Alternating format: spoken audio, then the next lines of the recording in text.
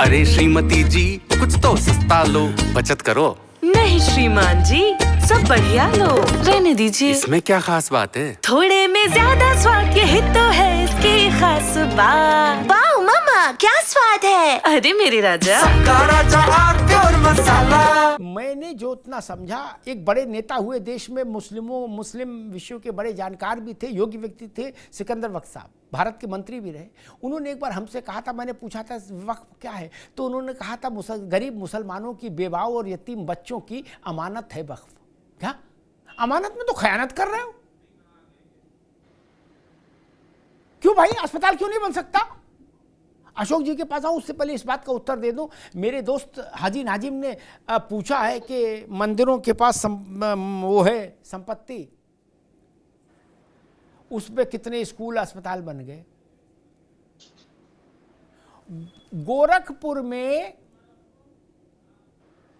1.5 दर्जन से ज्यादा शिक्षण संस्थाएं गोरखनाथ मंदिर के नेतृत्व में चल रही हैं। अस्पताल चल रहा है, यूनिवर्सिटी चल रही है, इंजीनियरिंग कॉलेज चल रहा है, मेडिकल कॉलेज चल रहा है। शिरडी साईं बाबा के यहां चले जाइए, शिरडी में यूनिवर्सिटी से लेके सब कुछ चल रहा है। इतना भव्य अस्पताल चल रहा है कि सरकारों के लिए मुश्किल हो जाए उतना भव्य अस्पताल मेंटेन करना। कांची में चले जाइए, कांची कामकोट पीठ मठ से क्या चल रहा है, श्रृंगेरी चले जाइए, वहां आपको समझ में आ जाएगा। किस गलतफहमी में हो महाराज, किस गलतफहमी में हो? और लाखों लोगों के लिए अन्य क्षेत्र चल रहा है, लाखों लोगों के लिए। गुरुद्वारे के पास जमीन है तो गुरुद्वारे के धार्मिक कार्य दिखते हैं ना हमको। आप एक कार्य नहीं बता पा रहे। आप कह रहे हमारे बाप दादा की जमीन है, हम जेब में रखेंगे, इसमें लूडो खेलेंगे बैठ के, और नहीं तो सांप सीढ़ी खेलेंगे। तुम्हें क्या, ऐसा नहीं हो सकता ना मित्र।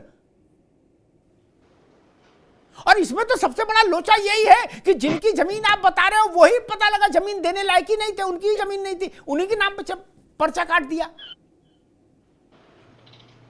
बड़ा सवाल है। अभी कोई मुझसे ये कहे, रुद्र विक्रम कहे कि अमिताभ जी ने मुझे 10 एकड़ जमीन दान की थी। अरे अमिताभ जी के पास 10 फुट जमीन नहीं, 10 एकड़ की दान कर देंगे? मेरे पास तो होनी चाहिए। मैंने पिछली डिबेट में संभल का उदाहरण दिया था। जिस गरीब के नाम से आप वक्फ का कागज बना के लाए, बोले पूरा शहर इसने दान कर दिया। अशोक जी, मसला वही कि अगर संपत्तियां हैं तो उन संपत्तियों का समाज के लिए उपयोग हो और उनमें पारदर्शिता रहे। सरकारी जमीन हमारी जमीन में कन्वर्ट हो जाए, वक्फ के तंबू के अधीन आ जाए, ये तरीका तो फिर खराब है और फिर ये एंडलेस ग्रीड को जन्म देता है, लालच को। बोले नहीं, अब हमने यहाँ दरगाह बना दी, अब ये जमीन हमारी हो गई। और जो बात रुद्र विक्रम कह रहे हैं कि जब पहली बार दावा किया गया तो जिस पर 400 मीटर पर किया गया वो 1600 मीटर हो गया बाद में। इस ग्रिड पर तो अंकुश लगना चाहिए। नहीं,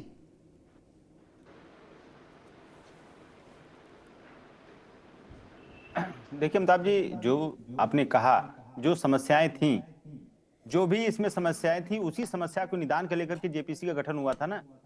तो उस जेपीसी के गठन में जो आप बुराइयां बता रहे हैं कि फला बुराई है, ये दिक्कत है, वो दिक्कत है, ये सबका डिस्कशन होने के लिए जेपीसी बनाई गई थी।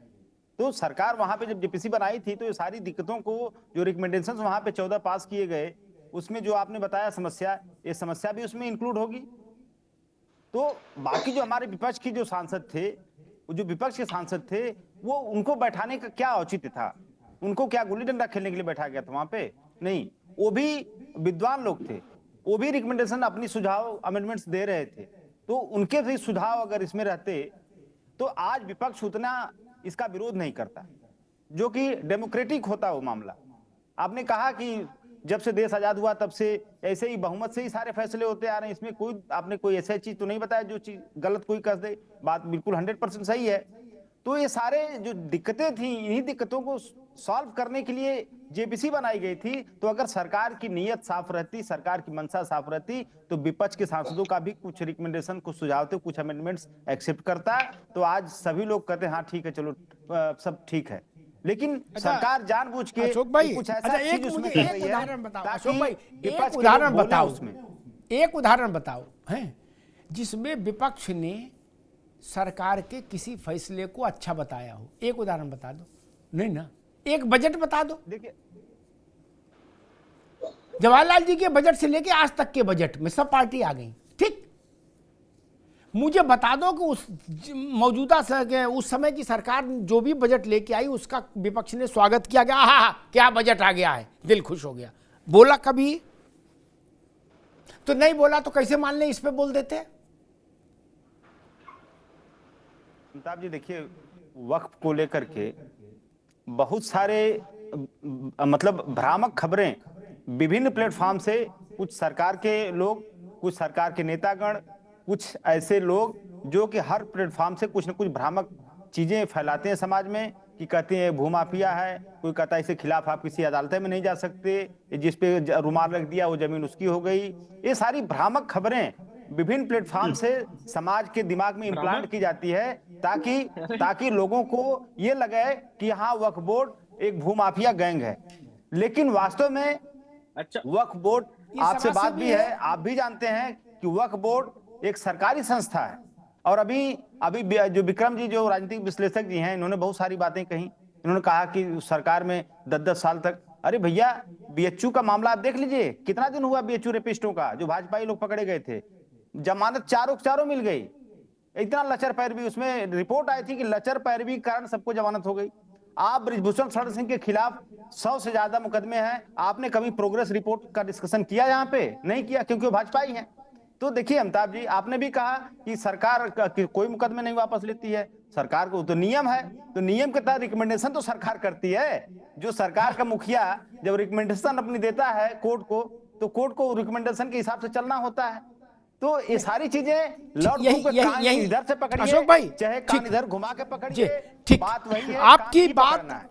ठीक, आपकी बात आधी सही है कि सरकार प्रशासन रिकमेंडेशन देता है, आधी बात सही है। लेकिन ये बात सही नहीं है कि फिर सरकार कोई पर रिकमेंडेशन देगी तो कोर्ट को मानना ही होगा, नहीं, ये बात ठीक नहीं। इस देश के हाई कोर्ट के जज ने इंदिरा गांधी को कुर्सी से उतार के पैदल कर दिया था। कैसी बात कर रहे हो महाराज आप? ये कहां से नियम हो गया कि डीएम ने जो चिट्ठी लिख दी उसको जज को मानना जरूरी है? अरे आईपीएस अधिकारियों को जेल भेज दिया अदालतों ने, मंत्रियों को जेल भेज दिया, प्रधानमंत्री को पदच्युत कर दिया। भारत की जुडिशरी नेताओं की कृपा पर थोड़ी ना है महाराज, ना सरकारों की कृपा में, ना उनको चुनाव लड़ना।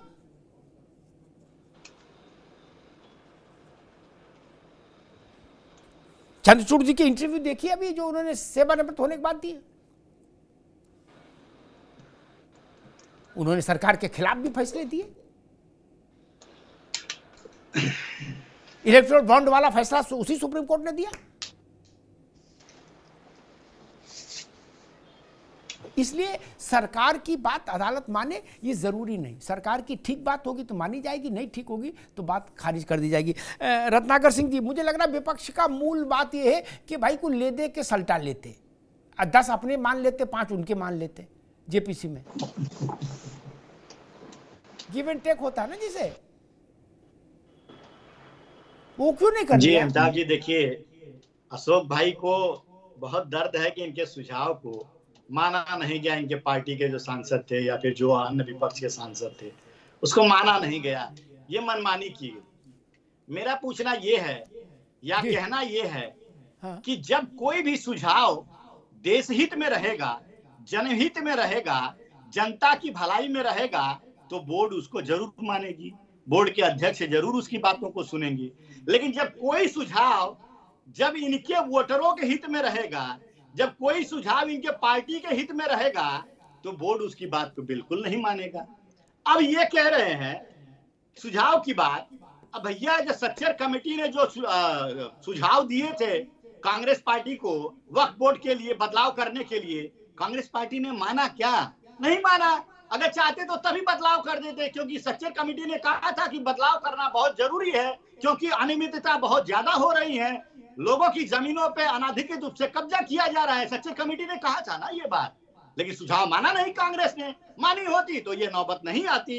और तीसरी चीज, आज ये सुझाव की बात कह रहे हैं, क्यों नहीं सुझाव देते कि भैया वक्फ बोर्ड वाले सुन लो मेरी बात, हाजी नाजिम मेरी बात सुन लो, आप जो है संसद पे दावा नहीं करेंगे। समाजवादी पार्टी ने कहा कभी? समाजवादी पार्टी ने कहा कभी? नहीं भाई हाजी नाजिम जी, आप एक दिल्ली के एयरपोर्ट पे कभी दावा नहीं करेंगे, कुंभ के जो जगह क्षेत्र है, जो कुंभ क्षेत्र का जमीन, उस पे कभी दावा नहीं करेंगे, 1200 वर्ष पुराने जो हमारे मंदिर हैं उस पे आप तो कभी भी दावा नहीं करेंगे, क्योंकि तब वक्फ बोर्ड था भी नहीं। तो ये आपने सुझाव दिया क्या कभी इन लोगों को? कभी नहीं दिया। आप तो सुझाव के नाम पे सिर्फ राजनीति करना चाहते हैं। और एमआईएम के नेता अमिताभ जी कह रहे हैं कि हमारी बातों को नहीं सुना गया। भैया 6 महीने से पहले ये बोर्ड का गठन हुआ था और बहुत जगह मीटिंग हुई थी, उसमें आप शरीक भी हुए, सुझाव भी दिए, लेकिन आप जो कहते हैं कि एक रात में 655 पन्ने पढ़ने को दे दिया गया, अरे वो 655 पन्ने एक दिन में थोड़ी तैयार करके दे दिया गया रात को पढ़ने के लिए। वो तो आपको जितना भी फीडबैक था, सारी चीजें आपके सामने थी, सब खुली किताबें थी, लेकिन फिर भी आपको राजनीति करना है, लोगों को गुमराह करना है कि नहीं भाई हमें एक रात दिया गया पढ़ने के लिए। तो ये सारी मिथ्या बातें और ये सारी अनर्गल प्रोपेगेंडा यहाँ पे नहीं चलेगा। देश की जनता जानती है कि वक्फ बोर्ड जो है वह सिर्फ और सिर्फ गरीब मजलूमों का जो गरीब लोग हैं उनकी जमीनों पे जो कब्जा किया हुआ है और उसके हक को दिलाने के लिए भारतीय जनता पार्टी ये वक्फ संशोधन बिल जो ला रही है, और 44 संशोधन करने के बाद उनके साथ जो 20-20 हजार केस पेंडिंग पड़े हुए हैं वक्फ बोर्ड में, उनके साथ उन लोगों के साथ न्याय देने का काम करेगी भारतीय जनता पार्टी। जी नाजिम साहब, जो बात रत्नाकर जी करे, ऐसी कई जो बातें जेपीसी के दौरान सामने आई, ऐसी कई रिकमेंडेशन सच्चर साहब ने भी की थी, नहीं उसको भी दरकिनार कर दिया, जबकि सच्चर साहब की कमेटी तो कांग्रेस वालों ने बनाई थी और वो भाजपा की नहीं थी। अमिताभ भाई सच्चर जी हाँ अमिताभ भाई देखिए, जिस तरीके से सच्चर कमेटी की रिपोर्ट का हवाला दिया गया है अभी रत्नाकर भाई ने, तो देखिए एक बात मैं बड़ी जिम्मेदारी के साथ रत्नाकर भाई से पूछना चाहता हूँ कि देखिए सच्चर कमेटी की रिपोर्ट में बाकायदा यह है कि भारत के मुसलमान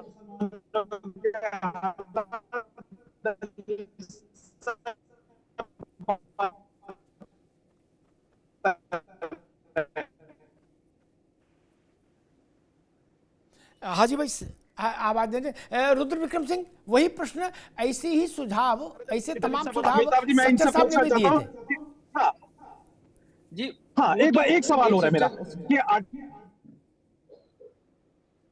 हाँ रत्नाकर भाई सुन लीजिए, आर्टिकल 341 की मैं बात करता हूँ, जो धर्म के आधार पर आरक्षण खत्म बैन कर दिया गया था आर्टिकल 341 पर। तो मैं ये कहना चाहता हूँ कि भाई देखिए, हिंदू समाज में धोबी है उसको आरक्षण है, मुस्लिम समाज में जो धोबी है उसको आरक्षण नहीं है। भाई धर्म के नाम पे कोई आरक्षण नहीं मिलता है भाई साहब, आपको जानकारी होनी चाहिए इस बात की। ठीक है, आरक्षण पर आज बहस नहीं करूंगा, दोनों को रोकूंगा। रुद्र विक्रम, मेरे पास समय कम है, रुद्र विक्रम कुछ कहना चाह रहे थे आप?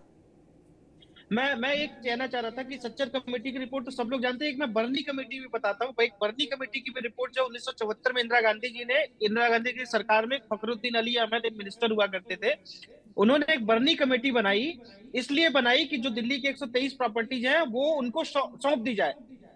संयोग बस इनकी सरकार गिर जाती है। 1978 में जब मोरारजी देसाई की सरकार आती तब बर्नी कमेटी की रिपोर्ट, वो हालांकि रिपोर्ट सबमिट हो चुकी होती है और उस रिपोर्ट को नकार दिया जाता है जब मोरारजी देसाई उस समय उनकी सरकार रहती है।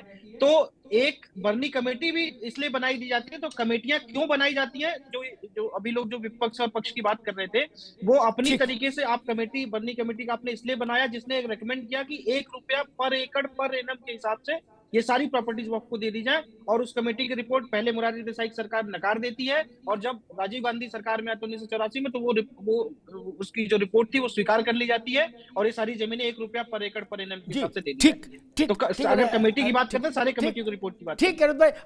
अशोक जी, वक्फ में दरवाजे खुले, खिड़की खुले, व्यवस्थित हो वक्फ, गरीब अकलियत की मदद हो, यतीम बच्चों की मदद हो, बेवाओं की मदद हो, वक्फ का मूल स्वर यही है, मूल संकल्प भी यही है। तो इसमें दिक्कत क्या है? ये बात तो सच्चर साहब भी कह गए। सच्चर साहब तो आरएसएस के नहीं थे।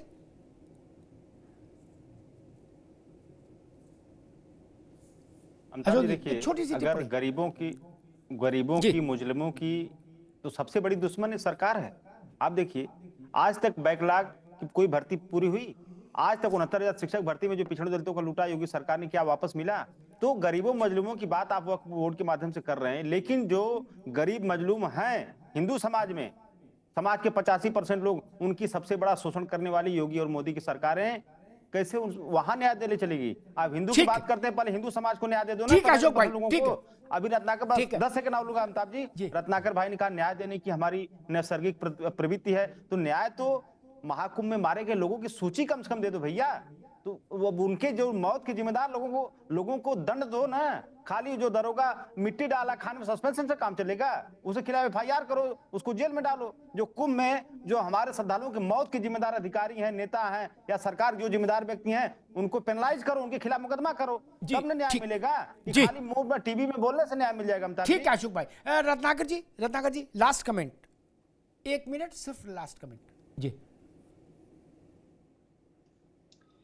देखिए अमिताभ जी, किसी दिन महंगाई, बेरोजगारी और इस पे भी चर्चा कर लीजिएगा, और मोदी गवर्नमेंट ने क्या क्या किया है वो सारी चीजों का हम जवाब बिल्कुल दे देंगे। और रही बात, कहीं पे भी कोई अगर अन्याय होता है तो निश्चित रूप से उसको न्याय दिलाने का काम हम जरूर करेंगे। हमारे कानून मंत्री ने भी कहा और प्रधानमंत्री जी ने भी कहा है कि यह जो है हक देने का के लिए वक्फ बोर्ड में संशोधन किया जा रहा है, हक छीनने के लिए नहीं किया जा रहा है। और हक छीनने का काम तो कांग्रेस पार्टी ने किया, आपने तभी क्यों नहीं विरोध किया जब उन्हें असीमित अधिकार दे दिए 1995 में, जब उन्होंने असीमित अधिकार दे दिए वक्फ बोर्ड को कि भाई जहां भी झंडा गाड़ दो वो जमीन तुम्हारी।